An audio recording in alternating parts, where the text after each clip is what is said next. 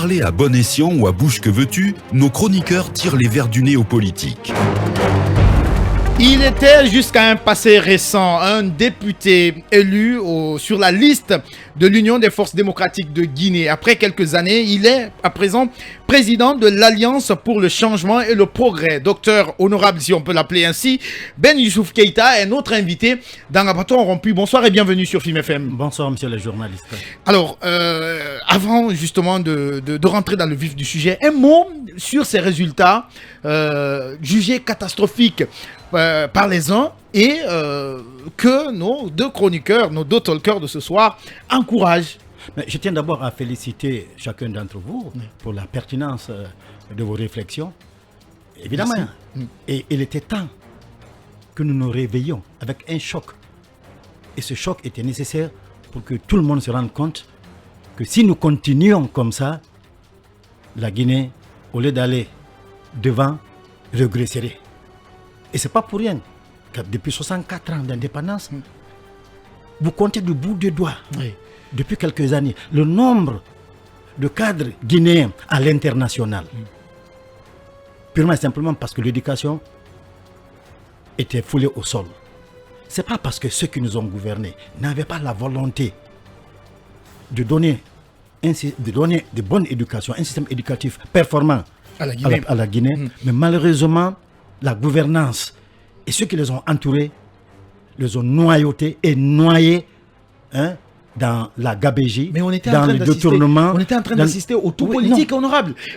Mais écoutez bien.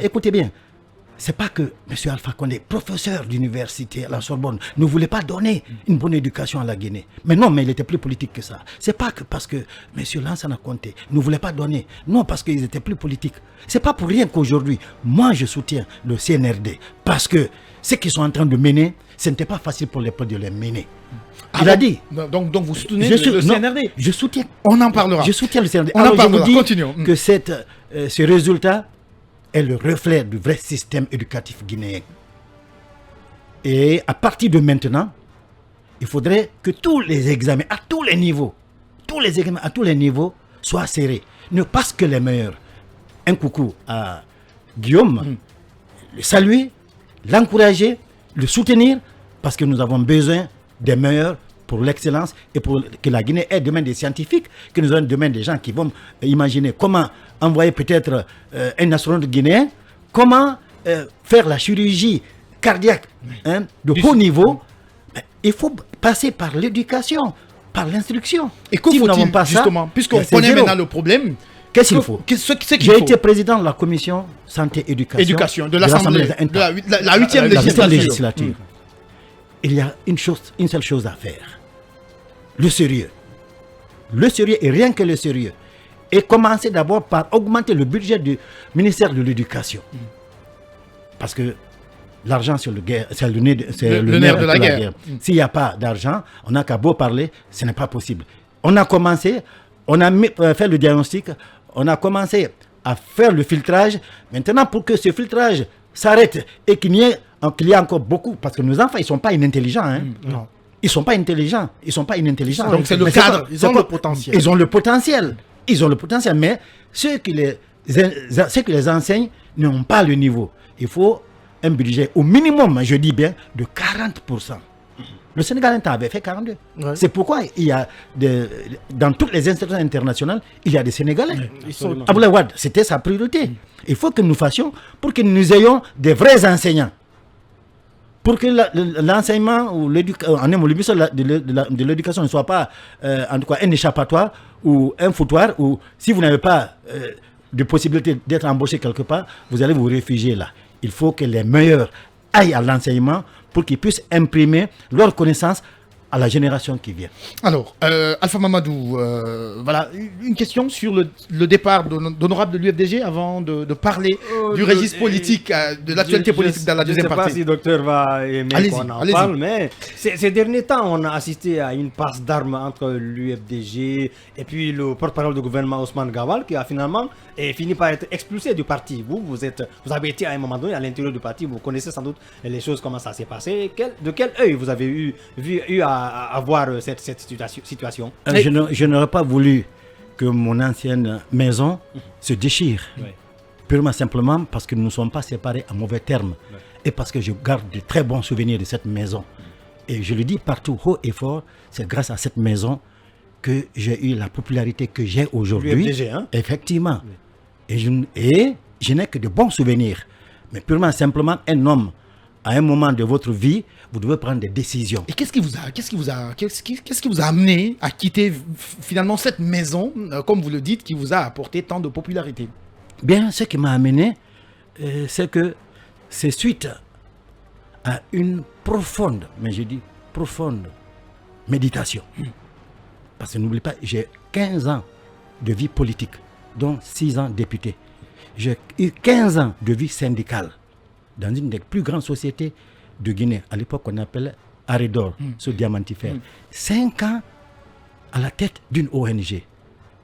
Quand vous cumulez tout ça, ça fait 35 ans. En plus du fait que je sois médecin qui exerce depuis plus de 38 ans. Alors, j'ai des amitiés et j'ai un cercle de réflexion. Le moment était arrivé où, avec des amis, des hauts cadres, nous nous sommes assis, nous avons analysé la situation sociopolitique, économique et surtout culturelle de notre pays. En cette phase, nous avons dit qu'il était temps que nous prenions nos responsabilités, de voler de nos propres ailes. Et c'est ce qui a fait que dans le plus grand respect et dans la plus grande courtoisie et avec en un mot, dans les règles de l'art, je suis allé voir mes anciens collaborateurs pour demander mon départ afin de voler de mes propres ailes. D'accord, on va revenir sur d'autres détails sur ce départ, mais en attendant, on va marquer la pause publicitaire et les infos derrière. Ça va boxer dans ce studio. Politique qui est en face de nous, c'est bien honorable Ben Youssouf Keïta, président du parti Alliance pour le changement et le progrès. Vous l'avez compris, on l'a pris juste avant d'aller en pause. Il s'exprimait notamment sur les résultats du BEPC et son départ de l'UFDG. À venir également d'autres détails et nous parlerons justement de l'actualité politique de la Guinée marquée par les résolutions du sommet de la CEDEAO tenu clôturé hier dimanche. Vous le savez, la junte guinéenne échappe aux sanctions de l'organisation sous-régionale et peut même se féliciter du remplacement du Ghanéen Ibn Sambaj par le Béninois Thomas Boni Yayi comme médiateur dans la crise guinéenne. En attendant que vos messages ne soient relayés, Alpha Mamadou, on était en train de parler de son départ où il disait qu'après multiples réflexions, il a décidé de prendre son destin en main avec d'autres cadres guinéens, Emmanuel, sur des sujets d'actualité maintenant. Oui, honorable, peut-être avant qu'on parle tout à l'heure de votre formation politique qui vient de voir le jour, l'actualité c'est surtout du point de vue de la transition, cette réunion des chefs d'État hier à Accra qui a finalement, en tout cas tel que certaines personnes l'attendaient, on va dire, accouché d'une souris. D'abord, comment est-ce que vous analysez ces décisions qui ont été prises par la CEDEAO? Est-ce que vous êtes surpris ou bien vous estimez que c'est plutôt, on va dire, la Guinée devait espérer? Oui, la Guinée devait espérer. C'est pas pour rien qu'à l'entame, je vous ai dit que je soutiens le CNRD et je ne le soutiens pas de manière aveugle. Je n'ai aucune acquaintance avec le CNRD, mais ils sont dans mon esprit. Vous avez vu, j'ai décidé de créer avec mes amis un parti politique. C'est dans cet objectif-là. Si j'étais aujourd'hui à la place de Doumbouya, exactement comme il est en train d'agir dans certains domaines, c'est ainsi que j'allais agir. Et les chefs d'État, la CEDEAO, dont la Guinée est membre fondateur, ont vu l'intérêt de la population guinéenne. Ils ont compris en réalité que les sanctions affectent beaucoup plus la population. Et nous savons, 70% de la population guinéenne est rurale. On trime, on tire le diable par la queue. Les sanctions allaient beaucoup plus affecter ces gens-là que ceux qui sont au pouvoir. Et ils ont compris en réalité qu'ils sont en train d'œuvrer dans l'intérêt de la population, à l'exception de quelques petits couacs, normalement surtout les déguerpissements, oui. Et puis intervenir avant que la justice ne prenne sa décision, à l'exception de cela. Mais tous les autres actes posés jusqu'à présent, à moins d'un an, sont pour moi, pour mon parti, positifs. Et voilà. La CEDEAO a compris qu'en réalité, le travail qu'ils sont en train de faire, c'est ce qu'ils doivent faire. Nous n'avons pas tout de suite de l'éducation. croyez-vous une fois de plus que le professeur Alpha Condé n'était pas conscient de ce qui se passait? Ça le faisait mal au cœur. Mais comme sa préoccupation, c'était de se maintenir au pouvoir, il avait besoin des électeurs, il ne voulait pas mécontenter les gens, c'est pourquoi il n'a pas osé aller. Et maintenant, les autres sont allés dans la dentelle. Et voilà. Et ensuite, nous voyons comment ils sont en train de nettoyer l'écurie d'Ogias. Comment ils sont en train de nettoyer l'écurie d'Ogias. Cette même manière que nous voyons, c'est ce que la CEDEAO aussi voit. D'accord. Est-ce qu'il n'y a pas un bémol quand même, parce que la CEDEAO demande tout de même, ne serait pas d'accord avec les 36 mois. Nous sommes d'accord. On demande bien de revoir. Évidemment, est-ce que dans ce sens-là, il ne faut pas proposer quelque chose d'acceptable? Exactement, c'est ça. Il y a toujours la négociation. Quand vous allez négocier, vous lâchez quelque chose, l'autre aussi lâche. Vous comprenez? Vous n'allez pas gagner à tous les coups. Il faut que chacun lâche un peu de l'Est. La CEDEAO a fait un premier et un deuxième geste. L'a reporté à 1 mois. Eu égard aux résultats obtenus. Ça, c'est un domaine. Le domaine politique, ils veulent qu'ils aillent plus loin. Et c'est ça surtout. Parce que la politique commande le reste. Au lieu de 36 mois, par exemple, vous proposeriez combien de mois? Justement, à la place du CNRD. Pour moi, je vous ai dit, écoutez bien, psychologiquement, mon parti était préparé à accepter les 72 mois du professeur Alpha Condé.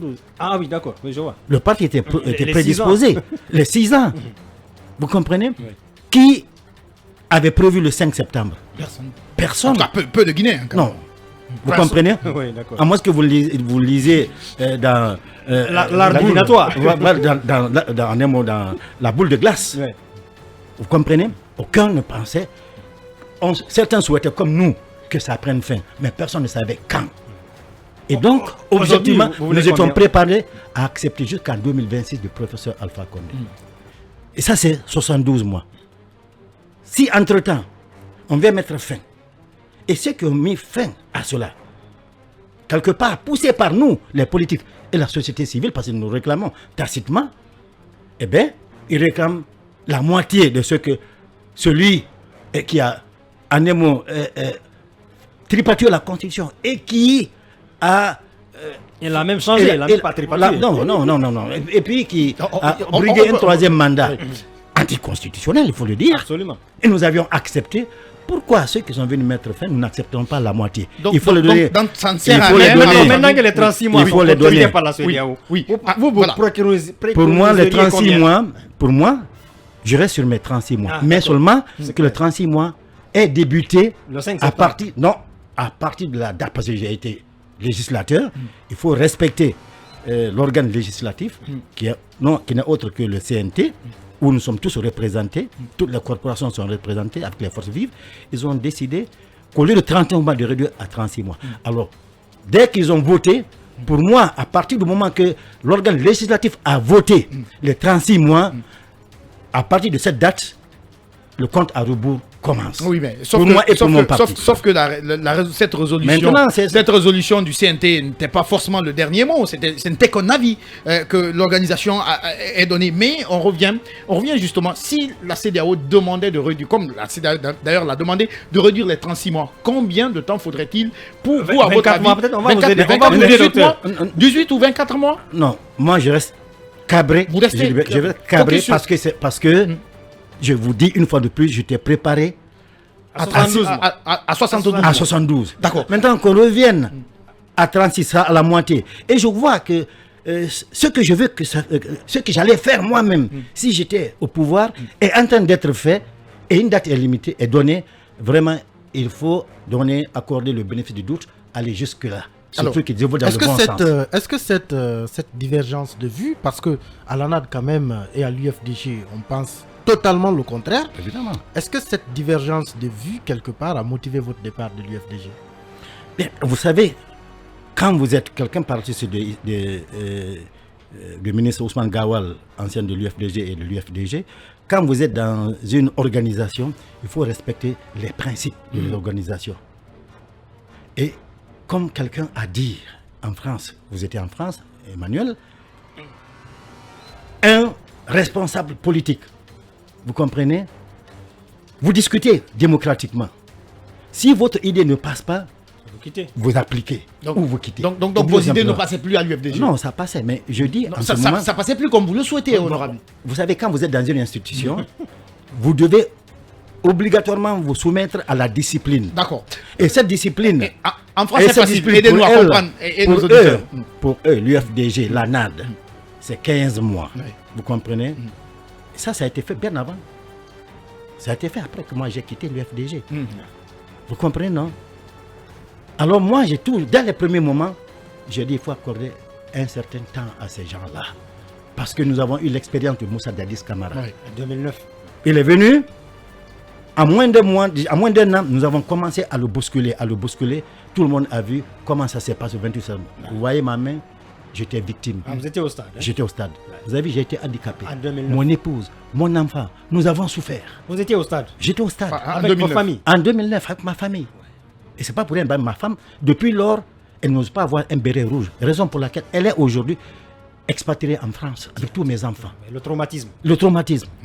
Alors donc, pourquoi? Parce que nous sommes allés, nous avons bousculé et nous avons poussé Dadis à la faute. Je ne voudrais pas que cela se refasse dans cette troisième et dernière transition. 36 mois, allons-y, nous allons arriver.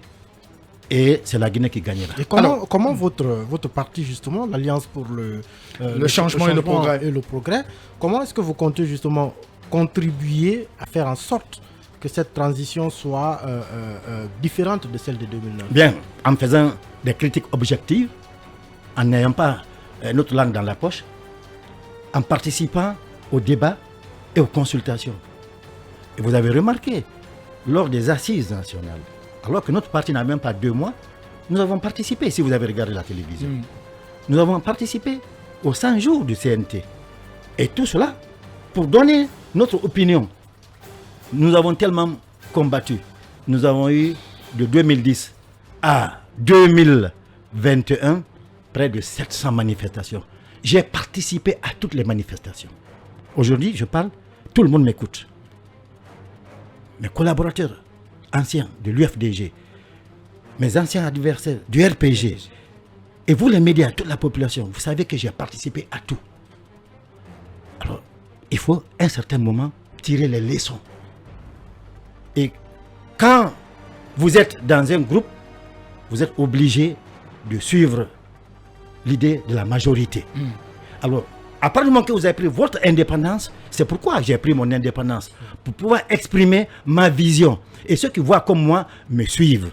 Donc, je vous dis une fois de plus, les 36 mois sont nécessaires pour que le cri d'Ogia soit nettoyé, pour que la refondation, et à la santé, et à l'éducation, et dans l'armée, et tout ce que vous savez, afin que plus jamais la Guinée ne tombe dans la gabégie, dans le détournement, et en un mot, dans l'ethnocentrisme. J'ai envie de savoir, docteur, est-ce que votre formation politique a obtenu un agrément pour pouvoir exercer, disons, sur le territoire national? Est-ce que vous avez une base et un fief électoral? Comment tout ceci fonctionne? Je vais commencer par vous répondre. On n'a même pas encore 5 mois parce que nous avons été créés, c'est-à-dire avec mes amis, après mon départ de l'UFDG, début janvier. Immédiatement, j'ai réussi à réunir, comme je vous ai dit, des hauts cadres, dont des anciens ministres, qui me font confiance, des amis qui m'ont connu, à l'intérieur, dans la profession médicale, comme dans le parti. Des jeunes qui me connaissent, parce que j'ai été président de la commission santé, jeunesse, sport, des jeunes qui me connaissent, des intellectuels. Nous sommes réunis, en moins de 3 semaines, nous avons mis sur place, avec vous, votre nouvelle génération de NTIC, avec le Google, tout ce qui s'ensuit, la nouvelle technologie, nous avons sorti le règlement intérieur, le statut du parti et un projet de société dont je vous détaillerai si le temps nous permet. À moins de 3 semaines. À moins de 3 semaines. Et ça après, vous a permis d'obtenir l'agrément? Ça nous a permis 3 mois après notre création, d'aller déposer les documents légaux. Oui, le document légaux, le règlement intérieur et le statut, et puisque nous sommes avec la liste des constituantes. Ce qui nous a permis d'obtenir, il a posé la question, ce qui nous a permis d'obtenir le récépissé provisoire. Exactement. D'accord. Voilà, merci. On est à moins de 4 minutes de la fin de oui, mais le fief, c'est où? Conakry, qui non, voilà, d'autres, je vais répondre maintenant. Nous sommes installés en moins de 5 mois. Nous avons déjà, j'allais vous citer les noms. Nous avons une fédération en Russie. Imaginez-vous, comment par la Russie. Russie. Parce que la dernière fédération. Ce Poutine. Oui, une fédération en Russie, à Moscou. Une fédération en France. Non seulement, il y a un coordonnateur, il y a un fédéral à Paris, il y a un fédéral à Toulouse, que je connais, qui est un garçon brillant, qui s'appelle Ibrahima Diallo, un fédéral à Toulouse. Nous avons au Canada un autre fédéral, qui est Alpha Isiaga Diallo, un jeune brillant aussi. Nous avons aux États-Unis, à New York, M. Condé. Nous avons en Arabie Saoudite, M. Traoré. Nous avons tout près de chez nous, ici, en Sierra Leone, là où nous avons le vrai contingent. Nous avons un coordonnateur, M. Keita, et un fédéral, Souleymane Traoré. Nous avons... Qu'en est-il en Guinée alors? Ah oui, non, bon, je n'ai pas dit les noms. Nous avons au Libéria, au Sénégal, en Mauritanie, en Belgique, au Congo, en Angola, à Dubaï. Et ça, c'est maintenant à l'intérieur. Nous avons à Sigiri, à Mandiana, à Kankan, à Kouroussa, à Farana, à Kerouane, à Kissidougou, à Zérekore, à Dekedou et à Conakry. Gawal, Koundara et Mamou. Alors, voyez-vous déjà, à moins de 5 mois. Puisqu'il nous reste 2 mois. Il n'y a pas eu d'affection à l'UFDG pour venir nous avons déjà, à moins de 5 mois, nous avons 18 fédérations à l'étranger, 18 fédérations à l'intérieur et 15 fédérations à l'étranger. Est-ce qu'il y a eu des recrutements au sein de l'UFDG? Votre ancienne formation politique? Non. Ceux qui me font confiance viennent. Même s'ils sont de l'UFDG. Même s'ils étaient de l'UFDG. Mais que ce soit UFDG ou que ce soit pas UFDG, c'est la vision. Alors, les Guinéens qui veulent gagner. Ousmane Gawal Diallo, oui. ancien aussi de l'UFDG, parce qu'il faut maintenant le dire, ancien de l'UFDG, oui. Est-ce qu'il vous intéresse? Tous les Guinéens m'intéressent, mais surtout une collaboration quand même entre vous et lui, est-ce qu'elle n'est pas exclue? Tous les Guinéens m'intéressent, mais surtout sachez que je ne suis pas venu pour détruire l'UFDG. Pas du tout. Non, mais il n'est plus de l'UFDG. Non, parce que je ne suis pas venu pour détruire l'UFDG. Je suis venu pour compétir avec l'actuel président de l'UFDG et chercher à briguer la magistrature suprême dans les règles de l'art. Donc, il faut s'attendre à Ousmane Gawal dans les prochains jours. Et il sera la bienvenue, à la CPI. J'ai une autre question, docteur. C'est Abakar Souma, politique GDE, qui a été votre collègue aussi à l'UFDG, qui a fait une sortie assez critiquée récemment, où il attribue les ressortissants de la Haute-Guinée d'être derrière, n'est-ce pas, le marasme économique de la Guinée. Comment vous avez perçu de tels propos de votre ancien collègue? Abakar Souma doit déposer son gilet de politicien en Guinée. Tiens. Il doit purement et simplement déposer son gilet de politicien en Guinée. Nous n'avons pas besoin de pyromanes. Pour qui a vu comment le Rwanda s'est embrasé, comment le Libéria s'est embrasé. Et avec le tissu fragile, cette ethnisation, cette stigmatisation ne mènera que droit dans le mur. Et c'est pour cette raison, tous ceux qu'ils soient journalistes, ou qu'ils soient auditeurs, ou politiques, qui jouent sous la fibre ethnique, doivent être écartés de la vie politique. La Guinée n'a pas besoin de ça. Et moi, je me félicite. Je suis un Guinéen. Je parle Kissien avec Emmanuel. Je parle Peul avec vous. Je parle Soussou avec. Et je parle Malinké. Oui. Voilà. Donc, je m'identifie à la Guinée et tous les Guinéens s'identifient à moi. Une des raisons qui m'a poussé encore, vraiment, avec cette expérience que j'ai avec mes amis, de briguer la magistrature suprême de la République de Guinée. Et vous serez au prochain rendez-vous électoral, Inch'Allah. Imaginez-vous, je vous dis, je n'ai même pas 5 mois encore. Vous avez vu, peut-être vous n'avez pas vu, vous voyez la première assemblée que j'ai eue le vendredi passé, l'affluence qui était là. Et vous-même, je vous dis, on n'a pas 5 mois encore. Nous avons 18 fédérations à l'intérieur et 15 fédérations à l'étranger. Alors peut-être en 30 secondes, c'est un sujet qui n'a rien à voir avec la politique. C'est votre regard justement sur ces médecins aujourd'hui qu'on est en train, pour avoir été donc président, pour avoir été médecin, président de la commission santé, éducation et autres. Quel est votre regard sur ces médecins qu'on est en train de sortir des blues, si on peut l'appeler ainsi, pour faire d'eux des administrateurs? Bon, pour moi, les médecins, nous avons un serment qu'on appelle le serment d'Hippocrate. Nous devons rester là-dedans, quelle que soit notre position. Le serment d'Hippocrate, un point essentiel, c'est que je transmettrai à la génération montante ce que j'ai appris de mes maîtres. Qu'ils soient à l'administration, S'ils ne peuvent pas exercer, qu'ils viennent donner des cours Dans les facultés. Donc s'ils ne peuvent pas exercer, de venir donner des Donner les cours. Et Parce voilà. qu'à un certain moment, comme Dadis a dit, vous n'allez pas faire votre temps Et faire le temps de vos enfants. Et il faut laisser la place. Et c'est il faut laisser venir. Et c'est sur ces mots donc que nous fermons portes et fenêtres de cette émission Talk Politique. Merci à vous, honorable Ben Youssouf Keita. Je rappelle que vous êtes le président du Honorable parti président désormais. Honorable président, docteur. Alliance pour le changement et le progrès. Merci beaucoup. Rapidement. Bien, tout juste un coucou pour tous mes militants et sympathisants, partout où qu'ils se trouvent, en Guinée surtout, dans le Bouré, le Séquet, et fondamentalement à l'étranger, en Arabie Saoudite, où actuellement les gens sont au pèlerinage. Je prie les militants qui sont là-bas de prier pour la Guinée, de prier spécialement pour l'ACP. Merci, je vous remercie. Merci beaucoup. Merci à Emmanuel et à Alpha Mamadou. Merci à nos deux techniciens, Ibrahim Silla et Mamadou Touré. Tout de suite, vous avez rendez-vous avec les infos et c'est Mohamed Kaba qui sera aux commandes.